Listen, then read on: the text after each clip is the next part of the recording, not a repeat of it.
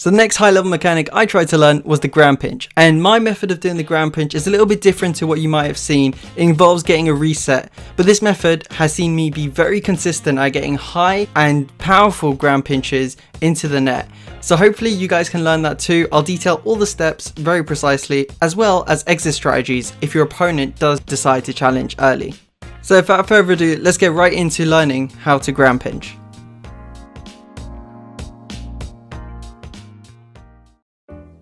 Step number 1, as usual, taking the ball towards the wall. So you want to get the ball rolling at a fast but controllable speed towards the wall, something just below supersonic. And you want to hit the ball as it's past the curve, as if you hit it on the curve, the ball will stick to the wall and you won't be able to get it off very easily. So to do this, you want to brake just as it reaches the curve, or you want to take your foot off the gas and let it roll up the wall, then you go and follow it. Another advantage of doing that is that there's less chance of you hitting the ball too hard, so it is less likely to lose control by hitting into the ceiling or too far, but it is still possible. So I would just take a little bit of care, but of course that comes with a lot of practice. Now we are going to talk about getting the ball from the wall. So what you want to do is hit the ball at this angle under it and hit it as close to the ceiling as possible without touching the ceiling, so it gets a good height on the ball that you can follow up. So we've talked about getting the ball from the wall, let's talk about getting our car from the wall. So to get any kind of reset, we need to create a bit of distance between ourselves and the ball, because if you don't create that distance, you will not be able to get the rotation needed to perform a reset, and you'll just hit the ball in a weird way if you're too close. So you need to create a bit of distance, and there are two ways to do that. So one is you brake just as you hit the ball to create that distance, and then you jump and you follow the ball, get the reset. The second way is to slow down by just not accelerating as much. So to do this, all you have to do is after you've touched the ball, jump and don't boost off the wall immediately. That will create you a bit of distance and then you start boosting towards the ball. Both techniques yield the same result. Experiment with it, see which one you prefer. And yeah, let's get right into the next segment, which will be getting the reset. So to get a ground pinch, we need to be above the ball. To do this with a reset, we just need to make sure our reset is high up on the ball. In this example of a 169 kph ground pinch, we were about as low as you can get before your car is falling too fast to get above the ball. The higher we can get the reset, the better, as it makes it easier to adjust into position. So as you can see in the replay, the back wheels come about to the midline of the ball, and I'm able to adjust by boosting up a little. Again, ideally we want the reset to be higher, so just remember this is as low as you want the reset. And I also wanted to mention the reason I go for a reset instead of going off the ceiling like most people do. And it is because the ball always remains close to me after a reset. I touch it with my wheels and I know the ball's not going to travel very far.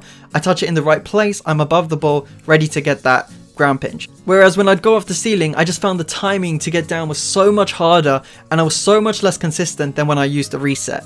So that's the main reason why I do use a reset. But now let's get on to step number 4, which is getting the ground pinch.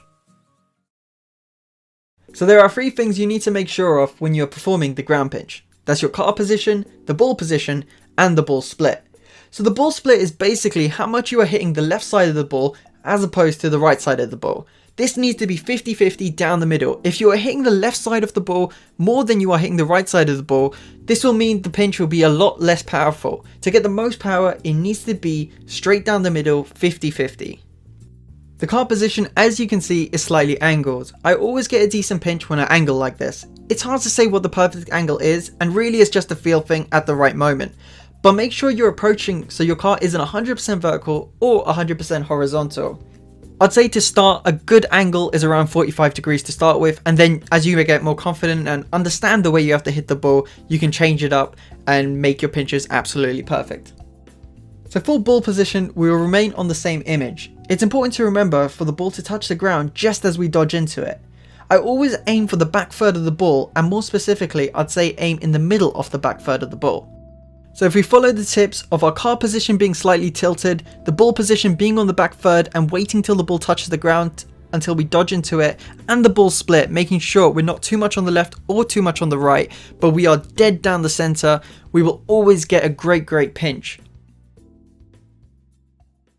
So hopefully that really helps you out, and if you did enjoy it, please feel free to like, comment and subscribe, and I'll leave on the side all the tips that you need to know. So that's the ball position, getting on the back third of the ball, and in that middle of the back third of the ball really, and just as it touches the ground you want to make contact. Then car position, you want to have it a little bit tilted, when you're going for it. I'd say 45-degree angle to start with, and then you can adjust as you go. And then finally, the ball split, where you're hitting it dead center, not too much on the left, not too much on the right. Try and hit it dead center, and I guarantee you, you'll always get these pinches really, really clean. Alright, so thank you for watching, and I'll see you in the next one.